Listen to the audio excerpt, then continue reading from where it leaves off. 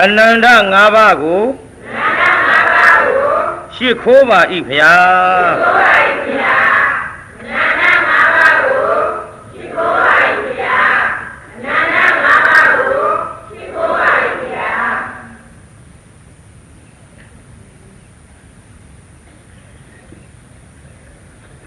ဒီလိုရှိခိုးရမှာတညရင်လားညတိုင်းလားညတိုင်းပါဗျာဘုန်းကြီးတို့ကတညရင်ရှိခိုးစေခြင်းလားညတိုင်းရှိခိုးစေညတိုင်းရှိခိုးစေပါဗျာညတိုင်းရှိခိုးမှတိုက်တွန်းရတဲ့ဘုန်းကြီးမောကျိုးနတ်မှာလားရှိမခိုးမှမောကျိုးနတ်မှာရှိခိုးမှမောကျိုးနတ်ပါဗျာရှိခိုးမှမောကျိုးနတ်တရားနာပရိသတ်ကြီးလည်းအညောင်းခံပြီးတော့တရားနာကြရညတိုင်းရှိခိုးမှညောင်းကျိုးနတ်မှာလားရှိမခိုးမှညောင်းကျိုးနတ်ရှိခိုးမှညောင်းကျိုးနတ်ပါဗျာဒါဖြင့်ညတိုင်းရှိခိုးကြလို့ဘုန်းကြီးအထူးသဖြင့်တိုက်တွန်းပါတယ်တရားနာပရိသတ်ကြီးတော့ရှိခိုးပြီးသွားပြီဒီကနေ့အနန္တ၅ပါးကိုဘုန်းကြီးကိုယ်တိုင်ရှိခိုးပြီးတော့အန္တရာယ်နှင်ကြအောင်စို့အနန္တဂုဏအဟံဝန္ဒမိသဗ္ဗရာ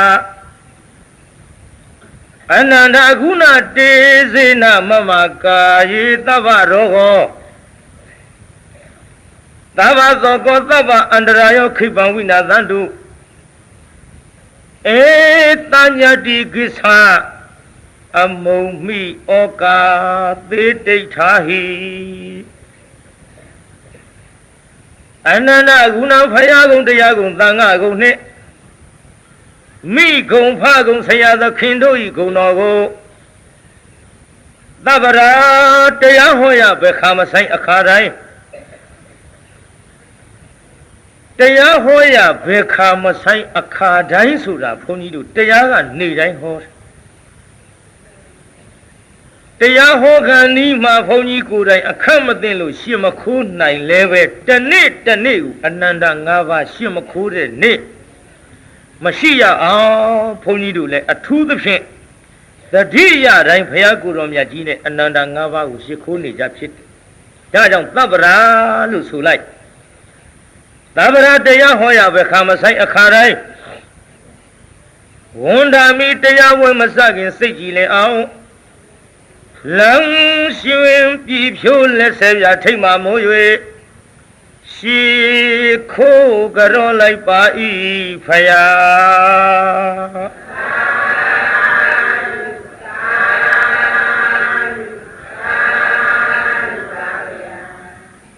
အနန္တဂုဏတေဇေနလောကတခွင်တွင်နိုင်ရှင်စရာမရှိပါသည်ငါပြဆုံးလင်းဂုံဝင်ဖြိုးမော်တကူတော်ကြောင့်မမနှစ်ဖြားနှံ့ယုတ်ခန္ဓာပုဂ္ဂိုလ်ဟုတ်တရားရောင်ထင်းအောင်မှုပြဇတိလာဟုနာမသမုတ်အကျွန်ုပ်ဤကာယေငါးပါးခန္ဓာချုပ်ဆက်ခါဖြင့်အာယရဏဓမ္မလတ္တိကြကိုကာယ၌သဗ္ဗရောကိုကျင့်နာကြိုက်ခဲအသေးဖွဲကစ၍မြားလှပေါင်းချုံအလုံးစုံသောယောဂဟူသည်မြသည်သဗ္ဗသောကိုစိတ်ထောင်းရင်ကိုကြည်သမို့မဆိုမပြေဆိုးဝိတဲ့အလွန်ပွေ၍သေခြင်းအောင်မောလှတဲ့အလုံးစုံသောဆိုရရင်သောကဟူသည်မြသည်သဗ္ဗအန္တရာယောကြောက်မဲ့လမှုအသွယ်သွယ်နှင့်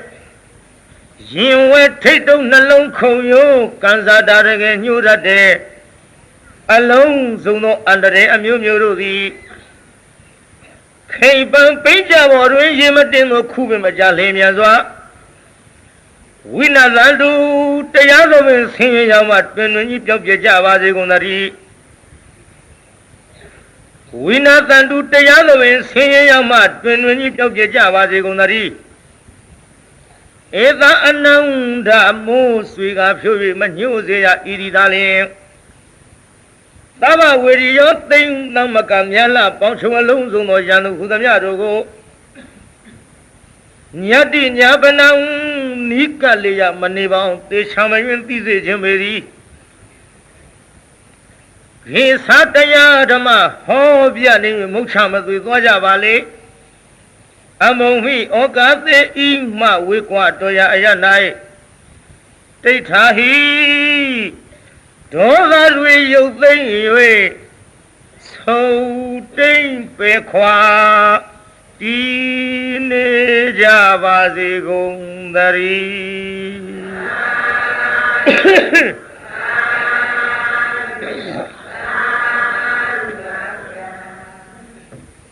ပရိသတ်ကြီးလည်းအနန္တ၅ပါးကိုရှ िख ိုးပြီးပြီဘုန်းကြီးလည်းရှ िख ိုးပြီးသွားပြီအနန္တ၅ပါးရှ िख ိုးပြီးတဲ့နောက်ဒီကနေ့ဘုန်းကြီးတို့ရှေ့ပိုင်းကြေညာထားတဲ့တရားကောင်းစဉ်လေးကဘာတဲ့တုံးပြိဿသမီးထက်ငယ်သောဖေဖေပရိသတ်ကဘုန်းကြီးတော့တစ်မျိုးထင်မှာသမီးထက်ငယ်သောဖေဖေဆိုတော့ကိုအေးကလည်းကြည်ညာသွားတယ်သမီးထက်ငယ်သောဖေဖေဆိုရင်တော့ပထွေးနေမှာသူကရွှေမျိုးရမ်းစက်ပထွေးမဟုတ်ဘူးပြိဿအဖေရင်အဲ့ဒီအဖေအရင်ကသမီးထက်ကိုငယ်တဲ့ပြိဿယုံရလားပြိဿကြီးဟာပါပြောခြင်းလေကြားမှကြားဘူးပဲဘယ်ယုံလိမ့်ယုံခြင်းယုံမယုံခြင်းနေပြိဿအဖေကသမီးတဲ့ငယ်တယ်မယုံခြင်းနေလေကျုပ်ကတော့ဒီတိုင်းပဲပေးတယ်ဒီတိုင်းပဲဟောသမီးထက်ငယ်သောဖေဖေဘာတဲ့တုံးပြိဿကြီးကဲစကြစို့တန်တာကြီးလားဟာပုံပြင်လားဟာကာတွန်းတွေကလားဟာအောင်းမိတ်နေမှာပေါ့မဟုတ်ပါဘူးဖယားဟောဇက်လန်းကိုဘုန်းကြီးဟောဖယားကိုတော်မြတ်ကြီးကသမီးထက်ငယ်သောဖေဖေလို့ဟောသလားဖယားဟောသပြောရဲကြီးပြောတယ်မကြားဘူးသေးတဲ့လူတွေဆိုတော့တရားအထုဆန်းဟောရတရားများရိုးနေရင်တဲမနာခြင်းကြဘူးဒါကြောင့်မို့လို့ကျုပ်ကလည်းအဆန်းကြီးဟောရနောက်ပိုင်းဇာလန်ခုရတိနာမည်ပေးသေးဘူးဇတ်ထုတ်ကတော့ရှာပြီးသားနာမည်ပေးဖို့ကိုခွန်းနဲ့ကတကာအေးကလျှောက်တယ်ဘာတရားနာမည်ပေးမလို့နဲ့နောက်ပိုင်းပြီးသေးဘူးလို့ပြီးတော့မှစဉ်းစားအောင်ပဲလို့နောက်ပိုင်းကျမှထိုင်ရင်းစဉ်းစားကောက်ကြည်ညာရအခုဒီနေ့ဟောမဲ့သမီးထက်ငယ်သောဖေဖေဆိုတာလဲခွန်းနဲ့ကလေးတွေမှာပြီးသွားတယ်မိနစ်20လောက်အတော်အတွင်းမှာဘုန်းကြီးရေးလိုက်တဲ့စာလေးတပုတ်စီလေးဝါလေးကြိုက်အောင်တော့ကြည့်ရှုရေးတာပါပဲအတော်လေးပါလေးနဲ့ကြိုက်မလားတော့မသိဘူးပေါ့ခွန်းင်းကမှရေးတာဘုန်းကြီးကလည်းတမျိုးတရားနာပြီးသားနေ့လေကြိုရေးလို့မရဘူးဓမ္မတရားဟောမယ်လို့နေ့လေမှာကြံလို့မရဘူးဘုန်းကြီးကညတရားဟောရမယ်ဆိုရင်စကားပြောတဲ့လူများလာလေဘုန်းကြီးကကြိုက်စကားပြောတဲ့လူမလာရင်ပလက်ကြီးလှမ်းနှဖူးပေါ်လက်တင်စဉ်းစားတရားတွေဘာတရားဟောမယ်ဘာဟောမယ်အဲ့ဒါစဉ်းစားကိုယ်ကအဖြစ်ကုန်ပြီစောစောကစဉ်းစားထားတာညတရားတွေတစ်ခုမှမပါဘူးပါဇက်ထဲတွေ့ရထွက်သွားတာဒါကြောင့်စကားထိုင်ပြောနေရကထပြီးတော့တရားဟောရမှာစကားပြောတဲ့ထဲကပဲမလို့ကျွတ်တို့ကအခန့်သိခြင်းပါလာကဲရှိစေတော့လေသမီးထက်ငယ်သောဖေဖေဒါလေးနည်းနည်းစထားရသာဝုထိပြေမွန်ဇေရဝံကျောင်းတော်မှာသတင်းသုံးတော်မူစဉ်အခါသူမနဒေဝီလို့ဆိုတဲ့မိမပြိုလေးကိုအကြောင်းပြုပြီးတော့ဟောတယ်ဗျအဲ့ဒီကလေးမကအဖေတဲ့ကြီးအဲ့ဒီကလေးမထက်သူ့အဖေကငယ်တယ်ယုံရလားပြိဿဟေးဟာမယုံဘူးတဲ့နော်အေးလေနောက်ပိုင်းကျတော့ယုံလာမှာပေါ့ငါပဟေလိခတ်ဆန်ဆန်မှဲ့ထားတဲ့နာမည်ပေါ့တရားအဆန်းဟောခြင်းလို့အဲ့ဒီကလေးမလေးစီမြတ်စွာဘုရားကိုယ်တော်မြတ်ကြီးကသူ့ကိုအကြောင်းပြု ဣဒာနန္တတိပစ္စနန္တတိကတ္တပုံညောဥပယထနန္တတိပုံညာမေကတံတိနန္တတိဘိယောနန္တတိသူကတိင်္ဂတာလို့ဒီဒေသနာကိုဘုရားဟောပါဘယ်လိုဟောပြီလဲသူမနဒေဝီအကြောင်းပြုဟောတရားအသင့်တော့တခါမှမဟောသေးဘူးဒီနေ့စဟောတာဘေးသားကြီးအသင့်နဲ့အဟောင်းပဲဟာကြိုက်ကြည့်ရှုလည်းကြိုက်ကြမို့ပြောရသေးတာလေတော့ကြာသတိမပေးဘူးရှိမှစိုးလို့အသစ်ကြိုက်လို့ဘုန်းကြီးတွေတရားဟောခက်ကုန်တာပေါ့ရှင်မရကြားဘူးပြီးသားတရားကြီးတွေမဟောပါနဲ့ဖေရဒီလိုလျှောက်တဲ့တရားတော်မတွေကကျုပ်ကိုလှိုင်လျှောက်ရှင်းတုန်းကဥဒိဋ္ဌကြီးလိုပဲဒါပြောပြီးသားပုံပြင်အသစ်ကြိုက်တဲ့လူတွေကိုဒီပုံပြင်ကိုဘယ်နှခါထပ်ကျုပ်ကပြောတတ်တဲ့အလေးရှိရှင်းတုန်းကဥဒိဋ္ဌကြီးတရားဟောသိကောင်းအတန်ကကောင်းအတန်ကောင်းမသိတရားကယိုးလာဘယ်လူဟောစေတနာသုံးတာစေတနာသုံးတာကြီးဟောတော့တရားကယိုးလာအစတုန်းကတော့သူတရားနာပိဋကပြည့်ရှမ်းလို့နောက်လူမရှိဥဒိဋ္ဌစဉ်းစားတယ်ဟဲ့သူတော်ဖေဟာငါတရားဝဲအရင်တုန်းကသိစီတာအခုလူမရှိဘူးကွာအဲ့ဒါဘယ်လိုဖြစ်သွားတာဘယ်လိုဖြစ်ရမလဲကိုတော့တခါလာမဲပြပါစို့တခါလာမဲပြပါစို့ကိုတော့တရားကယိုးတာစေတနာသုံးတာကြီးပဲပြန်နာပေါ့ကိုတော့ဂျာဘူးပြီးသားကြီးဆိုတော့အေးဒါဖြင့်တို့တရားသိရှာရအောင်တော်ရဲသွားကြစို့တရားစာအုပ်ထဲမကြည့်ပဲနဲ့တော်ရဲထွက်တရားအသိရှာပြီးသားကြီးတော်ရဲတရားတွေ့ပါမတွေ့ဘူးမတွေ့တော့တောင်ပေါ်တက်ကြစို့ကွာတောင်ပေါ်တက်တရားရှာကြောက်ခဲတို့သစ်ပင်တို့တွေ့မှာပေါ့အဲ့ဒီလိုတရားနာပြေးတာတောင်ပေါ်တက်တရားရှာလိုက်တော့တောင်ခမရံလေးအရောက်ဝါကောက်တဲ့ကလေးမလေးကဝါခင်းထဲကသချင်းဆိုဆိုသားဟင်နောက်ကကလေးမလေးဆိုတဲ့သချင်းတောင်တော်ဟယ်လိုတောင်တော်သာယာပမျိုးစုံလာသောဝိမာလာခိုင်ပန်းတဝိမာဆုချင်းရှာသူလည်းမရှိပါနဂိုရီတောသဘာဝမှာလောက်ကင်ငါစားတောင်းနေရ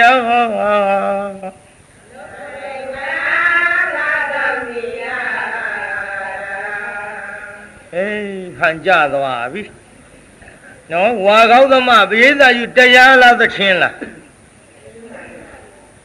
ရှင်းရှင်းပြောစမ်းတရားလားသချင်းလားသချင်းပါဗျာဘယ်သူဆိုတာလဲဟဲ့ဝါကောင်းသမလေးဆိုတဲ့အတန်ကိုဥဒိဋ္ဌကြားဟဲ့သူတော်ဖေဟာနားထောင်ကောင်းမူလားဟဲ့ကောင်းတယ်ဖေဟာဝါကောင်းသမလေးဆိုနေတဲ့သချင်းဖေဟာဟေးသချင်းမကလို့ဘာဖြစ်ဖြစ်မင်းမကြိုက်ဘူးလားကြိုက်တယ်ဖေငါလည်းကြိုက်တယ်ကွာဟေးသချင်းမကလို့ဘာဖြစ်ဖြစ်ဖိုးသူတော်နဲ့ဘုန်းကြီးတောင်ကြိုက်ရင်လူတွေကြိုက်တော့တယ်ကွာအဲ့ဒါတို့တရားလို့ခေါ်ရရဲ့ပဲနဲ့ကောင်းပါဗျာလာမင်းနဲ့ငါနဲ့တစ်ဖြတ်စီထိုင်မှတ်ရဆိုးမှာပါကွာစောင့်ကြနောက်ဆိုးတဲ့ကလေးမလေးကတောင်းတော်သာယာပန်းမျိုးစုံလာစွာဝိမာလာခိုင်ပန်းတဝိမာဆုရှင်ရှာသူလည်းမရှိပါနဂိုရီတောသဘာဝမှာလောက်ကင်ငါစားတောင်းနေရမဲဖျားတတ်တယ်ပါနေနဲ့အစင်းကိုပြေးနေတာဟိကြလားအဲ့ဒါလို့ဆိုလိုက်တော့တစ်ဖြတ်စီမှဟဲ့သူတော်မင်းရရှင်းမရရောကွာငါလည်းနည်းနည်းတော့ရပြီကွာမင်းနဲ့ငါနဲ့ဟိုတစ်ဖြတ်စီမှတ်ပြီးစတ်စုလုပ်ရရင်ပြည့်သွားမှာပါကွာငါရတာကလေတောင်းတော်သားရပန်းမျိုးစုံလာသွားတပည့်တော်ကလေ ဝင်မာလာခိုင်ပန်းတဲ့ဝင်မာဟေ့သူတော်ငါကဆွချင်းရှာသူလည်းမရှိပါတပည့်တော်ကလေငကိုကြီးတောသဘာဝမှာဟေ့သူတော်ငါကလုတ်ကိုင်းငါစားတော့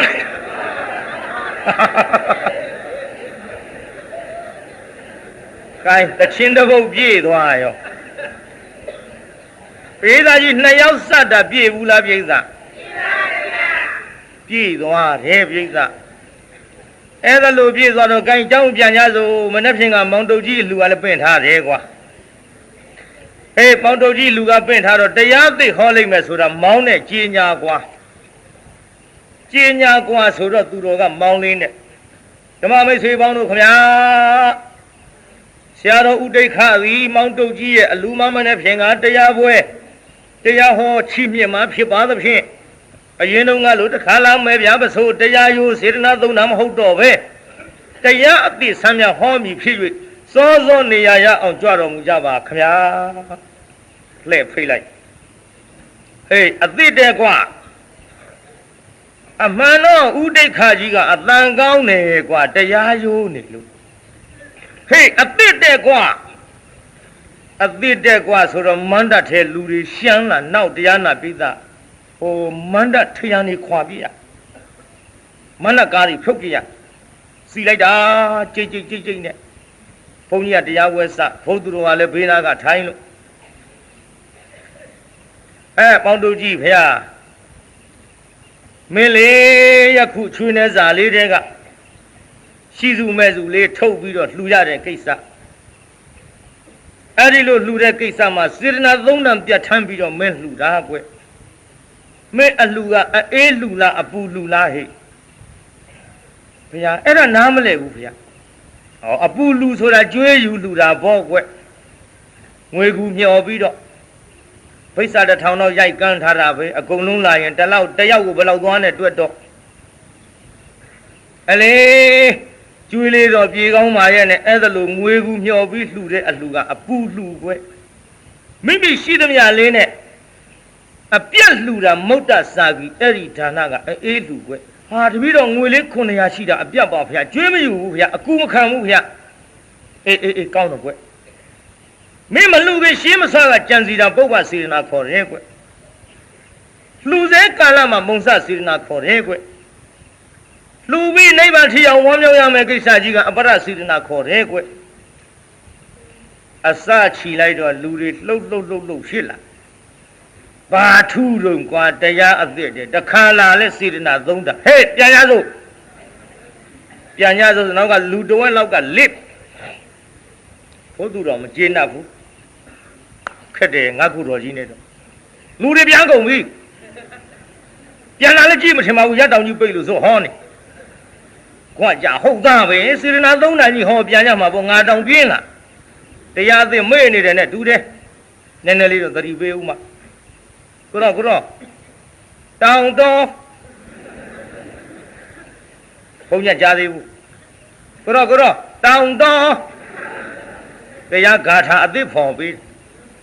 မေ့နေလို့အစပြိုးပေးနောက်ဘုန်းကြီးလှည့်ကြည့်တောင်တော်အေးဟုတ်ပြီနောက်ဘုန်းကြီးသိသွား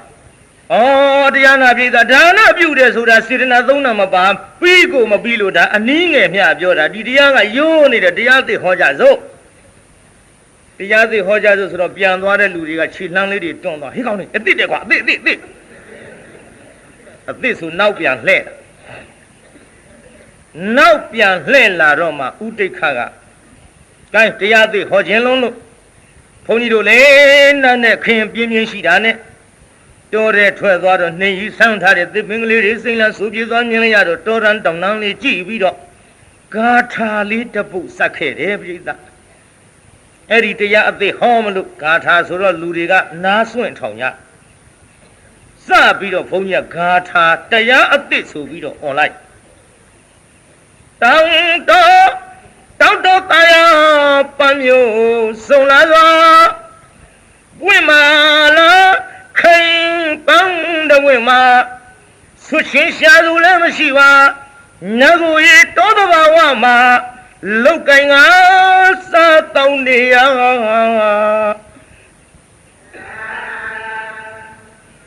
အဲ့ဒါလူလဲဆူလိုက်ရောပရိသတ်ကသာဓုမခေါ်ဘူးလက်ခုပ်တီထပြီး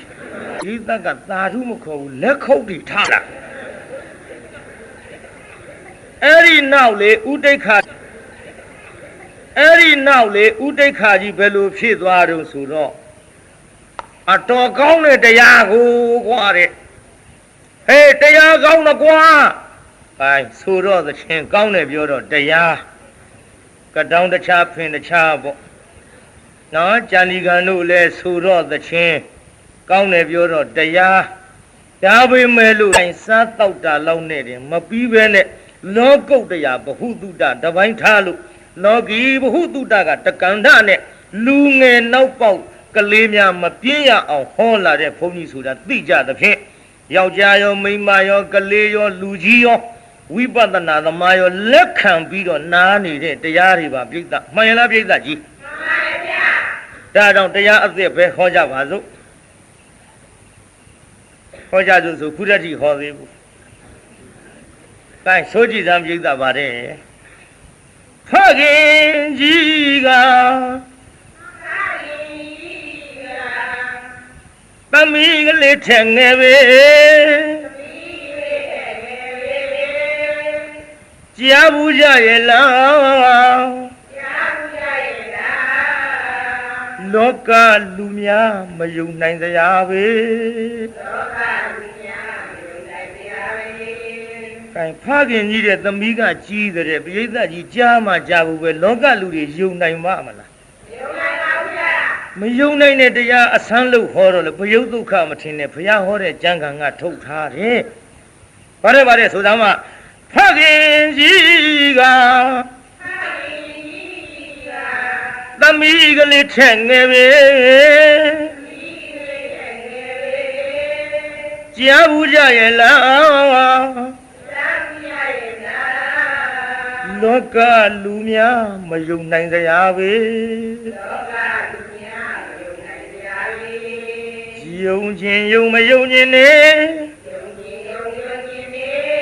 သမီးထင်ငယ်သောဖေဖေဘသူတဲ့ငယ်တုံးပြိဿဗါတဲ့ယုံခြင်းယုံမယုံခြင်းနဲ့သမီးထင်ငယ်သောဖေဖေသမီးထင်ငယ်သောဖေဖေဟုတ်ပါသလေဟုတ်ပါသလေဘုရားဘဂဝါဒီတရားအထင်ရှားဟောခဲ့ပြီ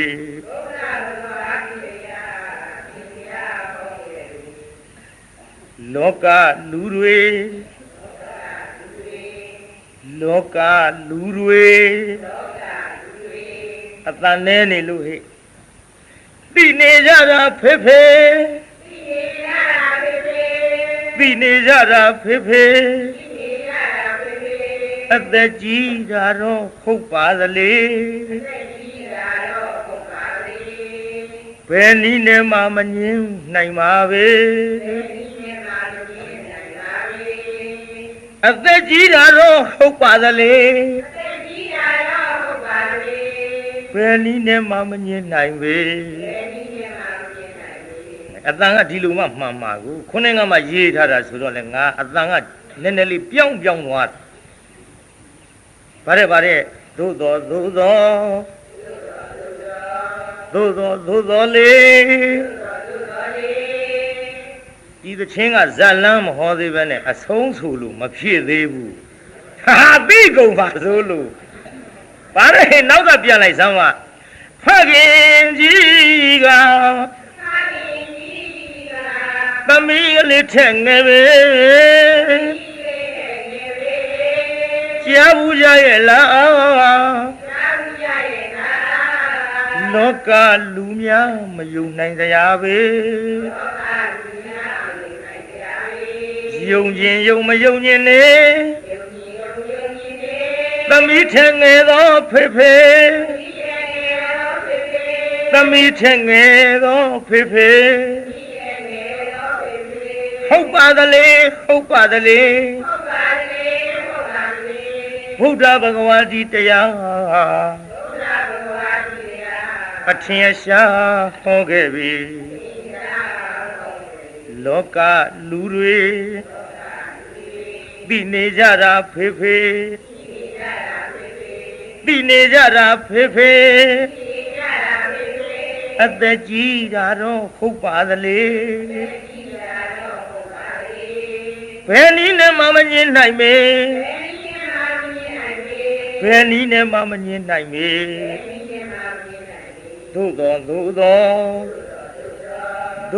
သို့တော်လေရှေ့မသွားသေးဘူးသွားလို့ဖြစ်သေးဘူးဟောရအောင်စို့သုံးလောကထိုထားသဗ္ဗညုမြတ်စွာဘုရားသည်ခုနှစ်ကဘုန်းကြီးပြောခဲ့တဲ့ဣရဏန္တတိပစ္ဆနန္တတိအစရှိသဖြင့်သာဝုဋ္ဌိပြေမွန်ဇေရဝံကျောင်းတော်မှာတရင်သုံးတော်မူစဉ်အခါသူမနာဒေဝီလို့ဆိုတဲ့မိမပြိုလေးတယောက်ကိုအကြောင်းပြုပြီးဟောတာကိုပြိဿအဲ့ဒီမိမပြိုလေးကဘသူသမီးလဲလို့ဆိုတော့ကျွတ်တူအနာရဘိန်တထေးကြီးရဲ့သမီးပြိဿကြီးဘသူသမီးတို့အနာရဘိန်တထေးကြီးကသမီး3ယောက်ရှိကျွတ်တူဘုရားကိုရောမြတ်ကြီးရွှေလက်ထက်တော်အခါကဝိသခါသည်တနေ့မှာတန်ခါ2000နေ့စဉ်ဆုံးကပ်သည်ဘယ်2000တို့ဒီလိုပဲအနာရဘိန်တထေးကြီးများကလည်းတနေ့2000ဆုံးကပ်ကြသည်ဝိသခါနဲ့အနာရဘိန်တို့ကတန်ခါ2000ဆုံးကပ်တယ်လို့ဆိုတော့တပါးတော်သူတွေဆုံးကပ်ဖို့ခက်သွားတာပေါ့ဝိသခါအနာရဘိန်မကပ်လို့တပါးတော်သူတွေကပ်ပြန်ရင်လဲဝိသခာအနာရဘိန်တို့မှမရောက်လာရင်သူတို့လူတဲ့ဆွမ်းဒါနမမြတ်တရားရောသူများထက်မွန်မြတ်အောင်ထူးကဲအောင်ကတ်တဲ့ဝိသခာအနာရဘိန်တို့ဖြစ်နေကြတော့ဝိသခာကြီးကလည်းဒီလူတဲ့ဆွမ်းဒါနမြင်းမကလေးတွေကိုလွှဲပြီးတော့ဆွမ်းလူစီတယ်နောက်အဖွားရဲ့အရေးအရာပေါ့လေမြေကလေးတွေကိုဆွမ်းအလှခိုင်းဒီလိုပဲအနာရဘိန်တထေးကြီးကလည်းတရားနာပရိသတ်ရေသမီးကလေးတွေကိုအလှခိုင်းကိုစားထားပြီးတော့ဒီလိုကိုစားထားပြီးတော့အလှခိုင်းတဲ့အလေအကျင့်ဟာယခုအခါမိဘများလည်းပဲအဲ့ဒီအတုယူထားကြတာနဲ့တူပါရဲ့မိဘအတုကိုသားသမီးတွေလိုက်လာတယ်ဆိုရင်ကောင်းထုကိုလိုက်မှာကောင်းထုဆိုတာကလည်းမိဘများကကောင်းတဲ့အလုပ်လုပ်မှာမိဘများကဖျားသွားတဲ့အလုပ်ကိုဝါသနာပါရင်သားသမီးလေးတွေဖျားမပါဘူးလားပြိဿဖျားပါသွားကြတဲ့ကမိဘများဖျားဖူးရင်သားသမီးလေးတွေဖျားမဖူးဘူးလားပြိဿဖျားဖူးတယ်မိဘများကကြောင်းကိုသွားတယ်ဆိုရင်သားသမီးလေးတွေမပါဘူးလားပြိဿကျောင်းရောက်တော့တန်ဃာတော်တွေလက်အုပ်ချီမှုရှ िख ိုးကြတော့ရင်မိဘရှ िख ိုးသလိုသားသမီးလေးတွေအတုလိုက်ပြီးတော့ရှင်မခိုးဘူးလားပြိဿမိဘတွေတရားနာသွားတော့လေသားသမီးလေးတွေတရားနာပါမသွားဘူးလားပါသွားတော့တလုံးစားနှလုံးစားကြိုက်တာလေးတွေ့တော့မိဘများကြောင့်ဒီတရားနာရသဖြင့်မှတ်မသွားနိုင်ကြဘူးလားပြိဿမိဘများကောင်းတဲ့အလုပ်လုပ်ရင်သားသမီးလေးတွေလည်းကောင်းတဲ့အလုပ်ကိုလိုက်ပြီးတော့အတုလုပ်နိုင်ကြသည်မိဘများတရားနာတော့လည်းသားသမီးတရားနာရသည်မိဘများကြောင်းသွားတော့လည်းသားသမီးကြောင်းသွားရသည်မိဘများဖျားဖူးတော့လည်းသားသမီးဖျားဖူးရသည်မိဘရုပ်ရှင်ကြည့်တော့ကိုသားသမီးလေးတွေပါမသွားဘူးလားပါသွားတော့ရုပ်ရှင်ကြည့်တဲ့အတုတွေကိုမိဘကြောင့်ရပြီးတော့လူငယ်ဆိုတော့လူကြီးတဲ့အာယုံ၅ပါးပို့ကြိုက်တဲ့ဖြင့်ခဏကြည့်ခြင်းလို့ပက်ဆန်တောင်းတော့မိဘတွေမျက်စောင်းထိုးကြသည်ထိုးဘူးလားပြိဿကြီးထိုးပါဗျာမထိုးနဲ့အဲ့ဒါကိုကြောင့်မိဘကြောင့်ပုဗ္ဗာစရိယမိနဲ့ဖတဲ့မှန်လားပြိဿကြီးမှန်ပါဗျာမိဘများဇပ်ပွဲသွားတော့လေသားသမီးတွေဇပ်ပွဲသွားကြသည်သွားဘူးလားသွားပါဗျာမိဘများလူကြီးတွေအတုလိုက်ပြီးတော့လူငယ်တွေကလှုပ်ကြမိဘများရီးလို့လေသားသမီးလေးတွေရီထလာသည်ဖေမေအခေါ်ခိုင်းလို့လေသားသမီးလေးတွေခေါ်တတ်လာသည်မွေးဖွားပြီးကာစတောကြီးတဲ့သွားပြစ်ထားလိုက်တော့မှလူရိုင်းတာဇန်ဆိုတာလူသာမကြားရတော့ဆင်အော်တော့လူရိုင်းတာဇန်ဆိုတာလူသာမကြားရတော့ဆင်အော်တော့ ဂျိုးကြရီကရဝိတ်တွေအော်တဲ့အတန်သူသိသည်မြင်းနေနွားတွေအော်တဲ့အတန်သူသိသည်လူသားဆိုဘာမှနားမလဲတော့ဖေဖေရမေမေရဖုန်းကြီးရဖယားရရဟန်းရတန်ဃာရအစရှိသဖြင့်ဒီလိုအတန်ကလေးတွေလူတွေကြားပြီးတော့ကြီးတဲ့အခါပြောတတ်လာတာမိဘအတူမိဘကသင်လို့ဒါကြောင့်ပုပ္ပါစရိယရှေးဥဆရာပါတဲ့မှန်ရလားပြိဿမှန်ပါဗျာရှေးဥဆရာဖြစ်တဲ့မိဘမှားလို့ရှိရင်သာသမီလေးတွေမှားတတ်ပါသည်မှားဘူးလားပြိဿကြီးမှားပါဗျာမိဘများအတူမလိုက်ဘူးလားပြိဿကြီးလိုက်ပါဗျာလိုက်တယ်နော်ခမရတို့အတူလိုက်ပြီးတော့အကုန်လုံးအတူတွေလိုက်ကုန်တော့အကုန်လုံးဘာပြောချင်သေးတော့အကုန်လိုက်ကုန်တာအကုန်လိုက်လို့ကုန်တော့ဘယ်ဝတ်ပေါက်ကထွက်မလဲဒီအလုပ်တွေကြီးအကုန်လိုက်လုံနေသဖြင့်တန်မရာတဲ့ဝဲလက်ခတ်ကုန်တာပေါ့မှန်လားပြိဿကြီးမှန်ပါဗျာအကုန်လုံးဆိုတာသဘောပေါက်ရဲ့လားသဘောပေါက်ပါဗျာအကုန်လုံးဆိုတဲ့ကတပြုံလုံးပပုတ်ပုံးကြီးသွားရောဘာမှမကြဘူးသာမှတ်တော့ကြည်တရားနာပြိဿကြီးမိဘများရဲ့အတူကိုလိုက်လို့အနာရမိန်သေကြီးကလည်းသမီး3 ယောက်ရှိတယ်ထဲမဟာသုဘရာချစ်သမီးနေ့စဉ်တန်ခါ2000ဆွမ်းကပ်နေကြအဖေကိုစားပြုပြီးတော့ငါသမီးကြီးလူဝေတမ်းမေတော့အဲ့ဒါလို့ခိုင်းထားလိုက်တာမဟာသုဘရာလေးကသောတာပန်တီးတန်ခါတော်တွေဆွမ်းပင့်ကတရားနာပြီးတော့သောတာပန်တီးပြီးတဲ့နောက်မှာအိမ်တော်ပြုသည်အိမ်တော်ပြုတော့လင့်အိမ်နောက်လက်ရရှာလေသည်သုလသုဘရာလေးကြံနေခဲ့သည်သမီးလေးအငယ်သူမနာလည်းကြံနေခဲ့သည်ဘသူတဲ့တုံးပြိဿသူမနာဒေဝီတဲ့ပြိဿအနာရဝိသေကြီးရဲ့သမီးငယ်လေးကြံနေသည်အဲ့ဒီအနာတပိန်သေကြီးရဲ့သမီးကလေးသူမနာဒေဝီသည်သံဃာတော်ရှင်မြတ်များကိုနေစဉ်နဲ့များဆံပြုသူတရားနာဒိဋ္ဌိနဲ့သောတာပန်ဒိဋ္ဌိနဲ့ဝိသိကိစ္စကွာလို့ကျွတ်တို့သောတာပန်ဖြစ်သွားတာပေါ့ပြည်သားကြီးဒိဋ္ဌိနဲ့ဝိသိကိစ္စကွာပြီးကလေးမလေးပါဖြစ်သွားတယ်သောတာပန်ဖြစ်ပေမဲ့လို့သူကဒီမဲ့အဆင့်ဖို့အဆင့်တစ်ဆင့်နဲ့မကဘဲနဲ့ရှေ့တစ်ဆင့်တက်သွားတယ်အရင်အမတွေကတော့ဒိဋ္ဌိနဲ့ဝိသိကိစ္စကွာ၍သောတာပန်လောက်သာဖြစ်ကြသည်သောတာပန်လောက်နဲ့ရပ်နေကြသည်ရပ်ရောပေါ့ပရိသတ်ဒီဘက်ကဟာရပ်ဆိုဟိုဘက်ပြောင်းသွားတာကိုဘယ်ဘက်ပြောင်းသွားတော့ပရိသတ်ဟိုဘက်ပြောင်းသွားသောတာပန်မယ်ဒီကလေးမလေးကတော့တရားနာပရိသတ်ကြီးသောတာပန်နဲ့မကအိမ်တော်ပြုတ်ပြီးတော့ဟိုဘက်မပြောင်းသည့်အတွက်အိမ်တော်မပြုတ်သည့်အတွက်သဂရာဂာမိမဖို့သို့ရောက်လာသည်နမက်နှစ်ဖို့ပေါ့ဘေးသားကြီးဘယ်နမက်ဘယ်နှစ်ဖို့တော့နမက်နှစ်ဖို့ရောက်လာပြီးတဲ့နောက်ကလေးမလေးတရားနာပြိဿကြီးနေမကောင်းထိုင်မသာယောဂပြင်းပြင်းထန်ထန်ဆွဲကပ်ပြီးတော့လာခဲ့ဒီလိုယောဂဆွဲကပ်ပြီးတော့လာရမှခေါ်ပေးကြပါအနာရဘိန်သေကြီးကိုခေါ်ပေးကြပါဆိုတော့အနာရဘိန်သေကြီးကဇယတစ်ခုမှလှူရင်းတန်းရင်းကနေပြီးတော့သမီးလေးထံအရောက်လာသမီးလေးထံရောက်လာတော့ရှိသမီးသူမနာဒေဝီလို့အဲ့ဒါလို့အတန်ကလေးပြုတ်ပြီးခေါ်လိုက်တော့မောင်လေးတဲ့မင်းအမကြီးကိုခေါ်သလားတဲ့ပြည်သားကြီးသူမနာဒေဝီကသူ့ဖေပြောတဲ့စကားလေးနားထောင်စမ်းမှမောင်လေးတဲ့မင်းအမကြီးကိုခေါ်သလားတဲ့ဘာတဲ့တော့ပြိဿကြီးမောင်လေးမင်းအမကြီးကိုခေါ်သလားတဲ့အဲ့ဒီတိုင်းပြောလိုက်တော့အနာရဘိန်သေကြီးကဟောအဖေကိုမောင်လေးလို့ခေါ်နေပြီငါသမီးယောဂတန်ချက်ကြောင့်ကြောင်ကရမ်းနဲ့ငါသမီးရောင်ရမ်းပြီးတော့များပြောလိုက်လေသလား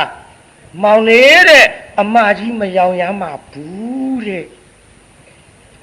နာရဘိန်သေကြီးမျက်လုံးပြူသွားတယ်သမီးကငါကိုမောင်လေးလို့ခေါ်နေပြီရောင်ရမ်းပြီးတော့ပြောသလားဆိုတော့လေအမကြီးမရောင်ရမ်းပါဘူးတဲ့ ချစ်သမီးသူမနာဒေဝီလေးမှာငါသမီးသေရမယ်ဘေးကိုကြောက်လေသလားငါသမီးသေရမယ်ဘေးကိုကြောက်လေသလားမောင်လေးအမကြီးမကြောက်ပါဘူးကွယ်အမလေးအဖေကိုခုရထီမောင်လေးကြီးခေါ်နေပြန်ပါဘောလားဟေးတန်တော့ယောဂဝေဒနာပြစ်ထန်စွာခံပြီးတော့ငါသမီးကြီးသေရွာမမြန်းငင်ကြောင်ငရမ်းနေရှောက်ပြောနေတာဟုတ်ပါပြီဟဲ့ခြေသမီးသူမနာဒေဝီတဲ့ငါသမီးလန့်သလားမောင်လေးတဲ့အမကြီးမလန့်ပါဘူးတဲ့လှုပ်ပြန်ပြီမောင်လေးလို့ကြီးခေါ်နေသည်သမီးဘယ်နဲ့ကြောင့်အဖေကိုမောင်လေးလို့ခေါ်ရတာတော့အိုးတဲ့မောင်လေးမို့မောင်လေးခေါ်တာပဲကွယ်တဲ့အမကြီးကမောင်လေးခေါ်တာစိတ်မဆိုးပါနဲ့ဟောဗျာဒုက္ခပါပဲ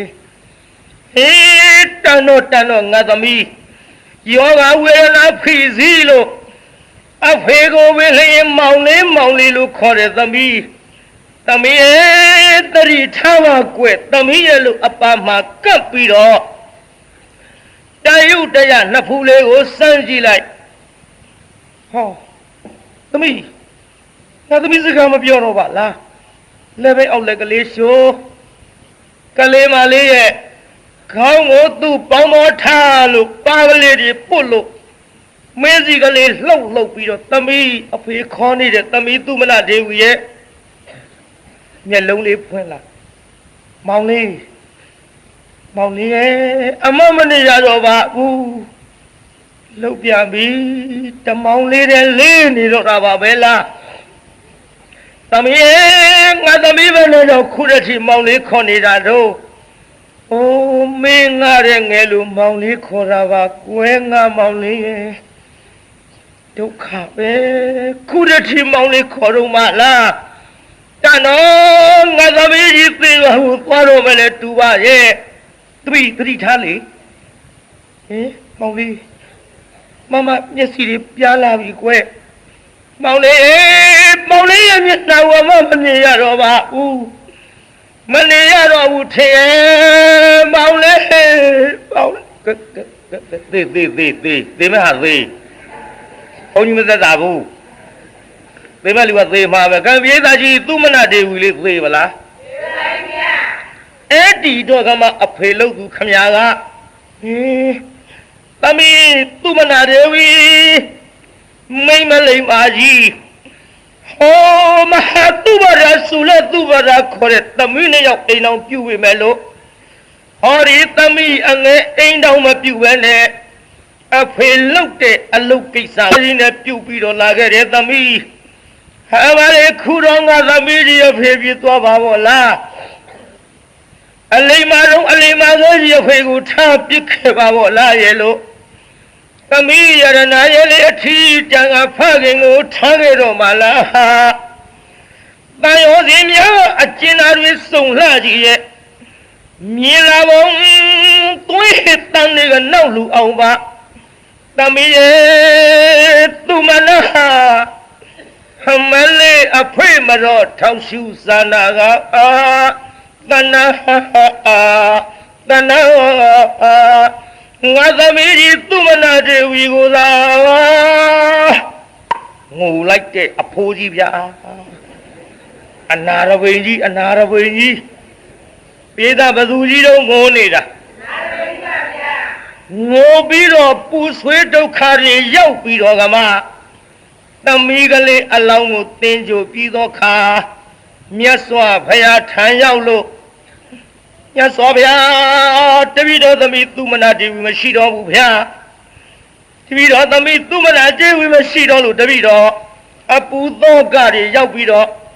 တပည့်တော်ခံစားရတဲ့ဒုက္ခတွေမပြောက်အောင်ဖြစ်နေပါလို့ဗျာဟဲ့တကားတော့အနာထပိန္ဒိကသထေမပူဆွေးနဲ့လေလူတွေမှန်သမျှသေဘေးကဘသူလွတ်ကြလို့တို့လူသားကိုမဆိုထားနဲ့ ရှိသမျှတက်ရှိတတ္တဝါမှန်သမျှတို့သည်တကားတော့သေမျိုးကြီးပဲဟဲ့သေခြင်းတရားကိုထမင်းစားပြီးတော့စောင့်နေရတာပဲကွယ်ဒါရီသတိရှိပါမှာပေါ့မှန်လားပါဗျာတတိတော်သတိရှိပါတယ်ဗျာဖယားတပည့်တော်သတိရှိပေမဲ့လို့သူမနာဒေဝီသမီးငယ်ကလေးအလိမ္မာကလေးသေသွားသွားကနီးမြတ်စွာဘုရားရောင်ရမ်းပြီးတော့ကြောင်ရမ်းနေပြောသွားတယ်ဗျာအဲ့ဒီကိုကြောင်ကရမ်းနေပြောသွားတဲ့စကားကြောင့်တပည့်တော်သမီးလေးကိုမျက်စိထဲကမထွက်သူပြောတဲ့စကားတွေနားထဲကမထွက်ဘူးဘုရားဟဲ့တကားတော့တင့်သမီးဘာတွေပြောသွားတော့တပည့်တော်သမီးလေးကတပည့်တော်ထဲလေအသက်ကြီးတဲ့ရောင်ရောင်တပည့်တော်ကိုမောင်လေးတဲ့မြတ်စွာဘုရားအေးလေတဲ့ဟုတ်သားပဲတဲ့ဘုရားက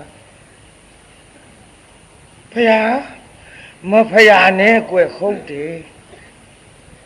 မြတ်စွာဘုရားဘယ်လိုဟုတ်တယ်လဲတပည့်တော်ကအသက်ကြီးပါတယ်ဘုရားတပည့်တော်ကမွေးတဲ့သမီးပါဘုရားအခုတော့တပည့်တော်သမီးကတပည့်တော်ကိုမောင်လေးခေါ်ယုံနေမကသမီးတရားမှကြောက်သလားဆိုတော့မောင်လေးအမကြီးမကြောက်ပါဘူးကွယ်တဲ့သမီးတရားမှလန့်လာလို့ဆိုရတော့လေမောင်လေးအမကြီးမလန့်ဘူးတဲ့ဘုရားဒါကြောင့်ဘုရားတပည့်တော်သမီးပြောသွားတဲ့စကားထူးခြားလို့လျှောက်ထားရပါဘုရားလို့အဲ့ဒါလို့လျှောက်ထားတော့မှမြတ်စွာဘုရားကိုတော်မြတ်ကဟဲ့တကားတော့အနာရဘိန်တတိတင့်သမီးလေးပြောတဲ့စကားမှန်တကွယ်သင်ဒီယခုဒိဋ္ဌိနဲ့ဝိစီကိစ္စကွာ၍သောတာပန်ပုဂ္ဂိုလ်မြတ်သာဖြစ်သည်တင့်သမီးကပထမမဲ့ဖို့ရမက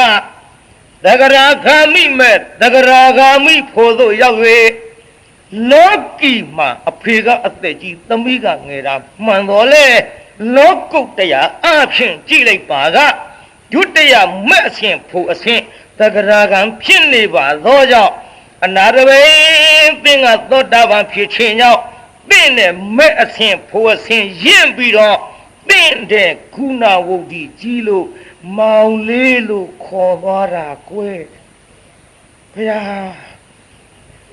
အမှန်မဲလားဘုရားအေးရောင်ရမ်းတာမဟုတ်ဘူးတကားတော့ရဲ့အမှန်မဲကွယ်တက္ကရာဂာမိမဲ့ဖို့ဆိုရောက်သွားပြီသင်နဲ့ကြီးသွားပြီမဲ့အရှင်ဖို့အရှင်ဒါဖြင့်ဗျာတပည့်တော်သမီးလေးအခုပဲဘဝမှာရောက်နေပါသလဲဗျာတကားတော့တုတ်တိတာနတ်ပြည်မှာသင်သမီးရှိလေရဲ့လို့အဲ့ဒီကဲ့သို့မြတ်စွာဘုရားဟောကြားတော်မူသည်ဒါကြောင့်တရားနာပရိသတ်ရေပဟေလိဆန်ဆန်ပေးထားတဲ့နာမည်ဒီတိုင်းသာပြောလို့ကတော့ယုံကိုမယုံနိုင်တဲ့ဇလံအခုတော့ပရိသတ်ကြီးယုံသွားပါလားခုနဝုဒ္ဓိဝရဝုဒ္ဓိခုနဝုဒ္ဓိဆိုတာဂုံကြီးတာဝရဝုဒ္ဓိဆိုတာအရွယ်ကြီးတာဝရဝုဒ္ဓိဆိုတာဘာကြီးတာခုနဝုဒ္ဓိဆိုတာဘာကြီးတာကျွတ်တို့လေဟောနားလည်အောင်ပြောရမယ်ဆိုရင်ပြိဿ90ကျော်အဖိုးကြီးသင်္ကန်းဝတ်တယ်90ကျော်မှဝတ်တယ်တုံးမှဝတ်တယ်မဝတ်တယ်တုံးမှဝတ်တယ်ညံနေမရှိမှပေါ့ညံတုံးမှဝတ်တာပြောပါတယ်တောင်တွေးမြောက်တွေးလျှောက်တွေးမနေညံနေတုံးမှအသက်ကြီးမှဝတ်တော့တောထွက်ကြီးပေါ့တဝါရပြိဿကြီးဘယ်နှဝါရအသက်တော့ကြီးဘူးလား90ဆိုတော့ကြီးပါဗျာအခုဇန်ဒီကံဥဇတိလတို့က45နှစ်ရှိသေးတယ်45နှစ်ပြီမဲ့လို့ကျုပ်ကအသက်20ကရဟန်းခံတော့25ဝါရအဲ့ဒီ90တောထွက်ကြီးကတဝါရသေးတယ်အဲ့ဒီအသက်90တောထွက်ကြီးနဲ့ကျုပ်နဲ့ဘသူကများရှ िख ိုးရမတုံးပြိဿသိပလားကြီးတာပြေးတာကြီးတာသိပလားတောတော်ကြီးနဲ့ကျုံနဲ့ဘသူကကြီးတော့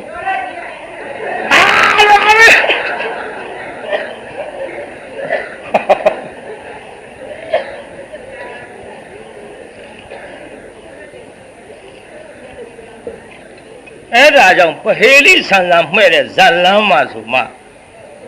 ပြေးသားကြီးဟိုတောရွက်ကြီးနဲ့ကျုံတဲ့ဘသူကကြီးဘာကြီးတာတော့အေးဝါကြီးတာဝါကြီးတာကဲဟိုဘက်ကတခါလှည့်ပြောကြအောင်ဆိုတောရွက်ကြီးနဲ့ကျုံတဲ့ရှင်ကြီးလိုက်တော့တောရွက်ကြီးကကြီးတယ် तू ကဘာကြီးတာ तू ကအသက်ကြီးတာကျုပ်ကဘာကြီးတာတော့ဝါကြီးတာဂုံကြီးတာဒါကြောင့်တရားနာပိဋကသမီးလေးပြောသွားတဲ့စကားဖယားကမမှားဘူးလို့အဲ့ဒီကဲ့သို့ဟောပါသဖြင့်ခုနှစ်ငါမှာဖြစ်ကြတဲ့ဆံကောက်ရေးထားတာဗါတဲ့ဆိုလိုက်စမ်းမဖခင်ကြီးကသမီးကလေးထငယ်ပဲ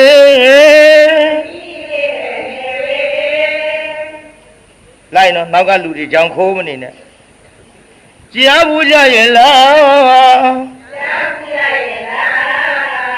နောက်ကလူများမယုံနိုင်စရာပဲယုံခြင်းယုံမယုံခြင်းနဲ့သမီးထငယ်သောဖေဖေသမီးထငယ်သောဖေဖေဟုတ်ပါသလေဟုတ်ပါသလေဘုရားဘဂဝါဒီတရားအထင်အရှား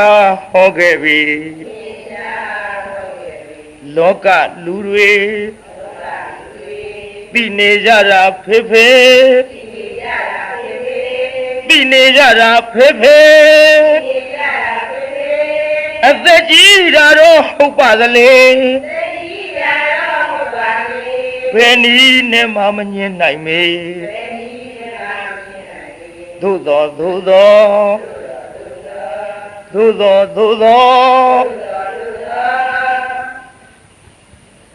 ပြန်ဆိုဟိဗါတဲ့အသက်ကြီးတာတော့ဟုတ်ပါသလေ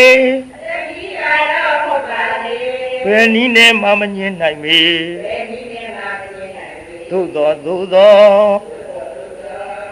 သို့သောလေခုနာဝုဒ္ဓိတကယ်ကြည်တော်သောတာပတ္တိဖြစ်သည်ဖေဖေလေ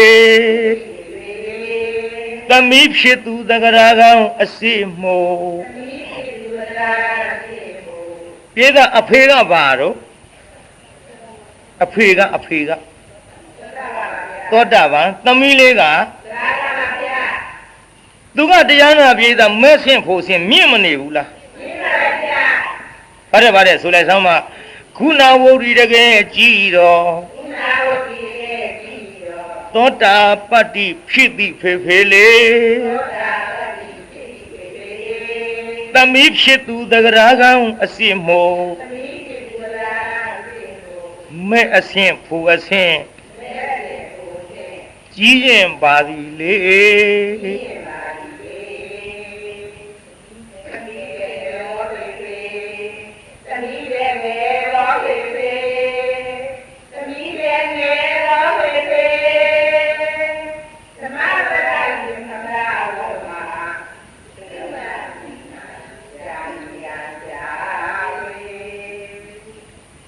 ဘယ်တော့မှဆိုထားတာလား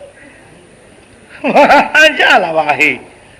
အေးတို့ကဂျန်ဒီကန်ရိမ့်ပေးတာကြီးဘာရိမ့်တို့အတန်ကမမှန်သေးဘူးခုနှစ်ကမှရေးထားတာဆိုတော့ဂိုင်းတစ်ခေါက်ပြန်စားနောက်ကလူတွေအကုန်လုံးဝိုင်းလိုက်စမ်းဘာလဲဆိုတော့မှဖခင်ကြီးကဆိုအကုန်လုံးဖခင်ကြီးကသမီးလေးထငယ်ပဲကြားဘူးကြရဲ့လားလောကလူအများမယုံနိုင်စရာပဲယုံခြင်းယုံမယုံခြင်းနဲ့သမီးထငယ်တော့ဖေဖေသမီးထငယ်တော့ဖေဖေ ဟုတ်ပါသလေဟုတ်ပါသလေဘုရားဘဂဝါဒီတရားဟာအထင်ရှားဟောခဲ့ပြီလောကလူတွေပြီးနေကြတာဖေဖေပြီးနေကြတာဖေဖေအသက်ကြီးတာတော့ဟုတ်ပါသလေဘယ်နည်းနဲ့မှမငြင်းနိုင်ပေ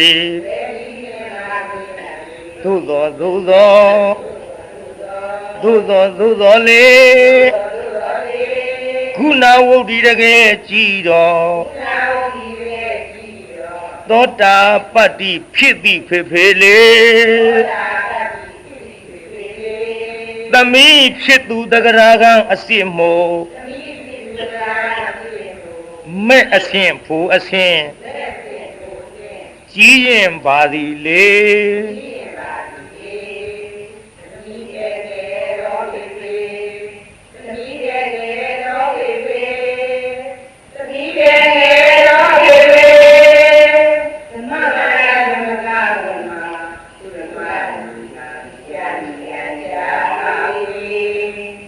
သူမနာမြည်မှန်နော်ပြည့်စုံပါတယ်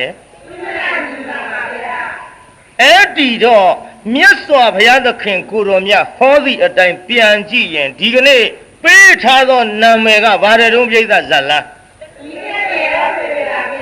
သမီးထဲငယ်တယ်ဆိုတာဘာငယ်တာတုံးပြိဿ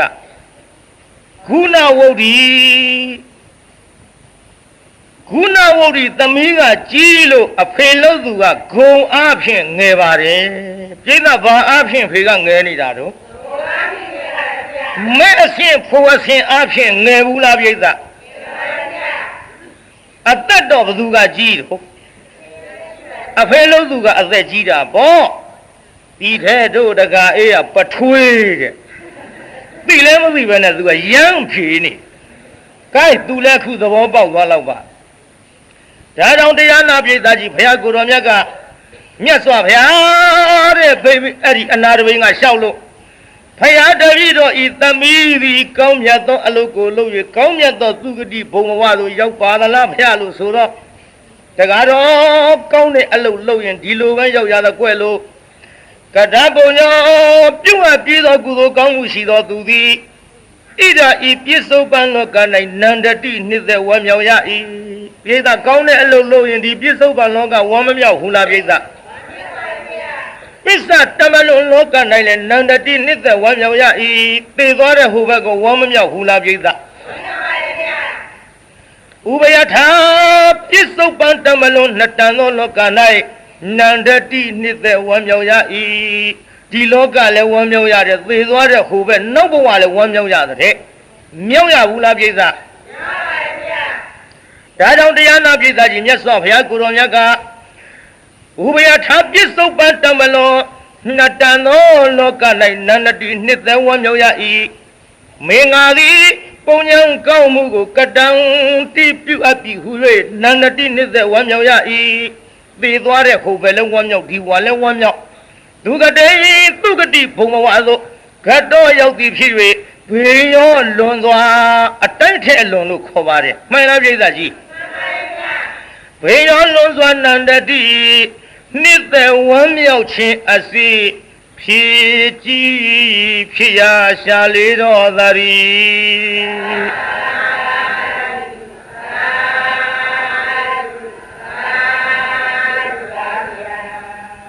အဲ့ဒီကဲ့သို့မြတ်စွာဘုရားဟောကြားတဲ့ဒေသနာနာရသဖြင့်တရားနာပိဿအပေါင်းတို့ဤသောတာပတ္တိဖလာဒီနိသောတာပန်သက္ကရာကအနာဂယဟံနာတွေဖြစ်ကြပါသည်ဆိုတဲ့သမီးထက်ငယ်သောဖေဖေဆိုတဲ့ဇလန်းသည်ဒီကနေ့10 နာရီလောက်သောအချိန်မှနေထိတမ်းပါတယ်ပိဿဒါကြောင့်ဒီကနေ့ရှေ့ပိုင်းတရားခိတ္တနာကြအောင်စို့ဗမာရိနာမမေ့မလျော့မပေါ့မစားသောတတိတရားဖြင့်တံပါထေထမိမိတို့ဤမှန်သမျှလွယ်လင့်တဲ့ကူပါလာလို့မပင်မညပါဘူးဆိုရင်ဖြင့်ချွေးနှဲစာလေးတွေကကြိုးစားပြီးတော့လှူဒန်းနိုင်ကြပါစေကုန်သတည်း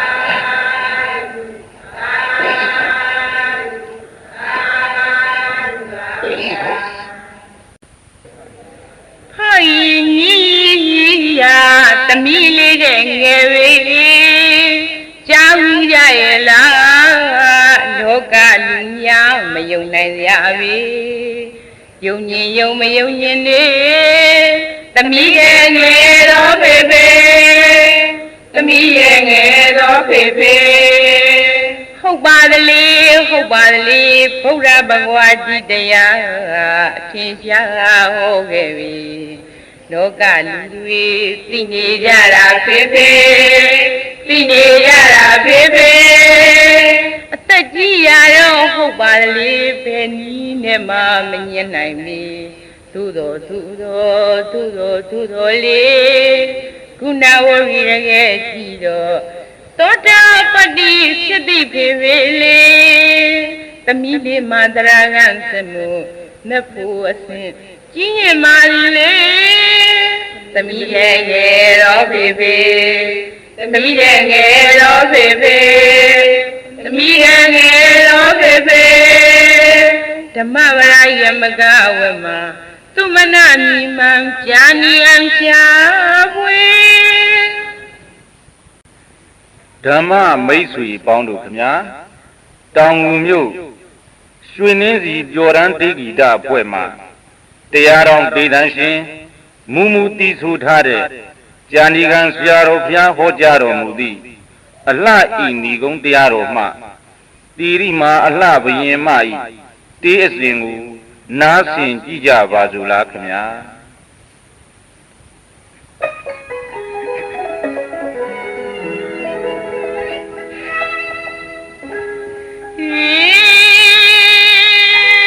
အမရဲ့ဘဝသဘာဝနာပြပြုံးလို့ရာဆုံးငယ်ပါလေ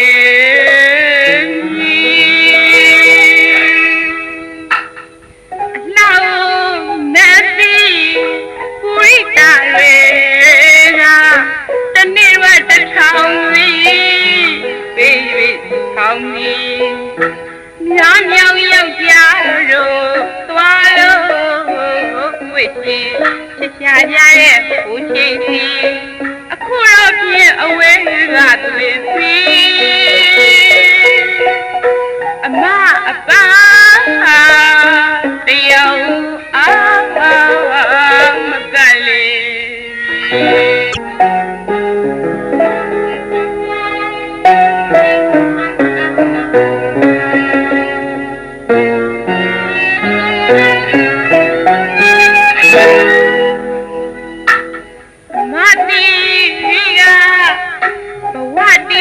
မရှိတပါအနိစ္စခန္ဓာကြီးဒွါရကိုဘောက်ကဒိုးလောက်ပမာကြီးအပုတ်သုံးညာကြောင့်အနာမကပ်ပါ၏ရိုးစင်းကြီးပြန်ရကိုလောက်ထိုးပေါက်သားသည်ကြည်ရရနဲ့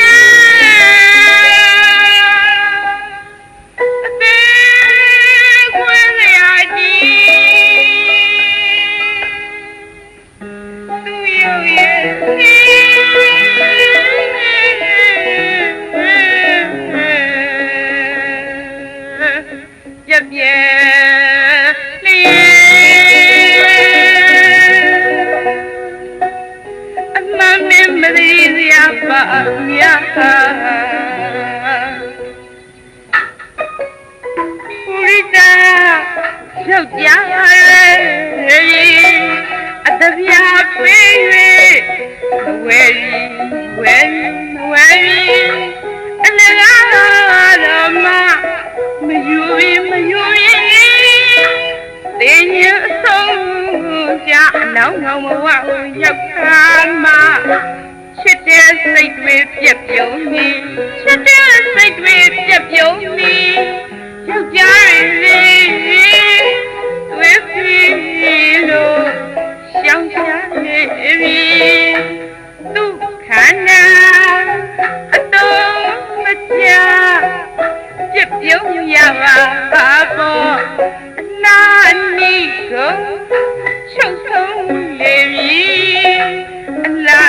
မိကုန်ချုပ်ထုံးနေပြီလူဆိုတာအသက်ချမ်းလေးဖြစ်တော်လဲဒီပြန်လေးမချစ်ခင်ပါပဲမလွယ်တဲ့ဓမ္မရာတိသဘာဝနဲ့တာရဏရပြီမည်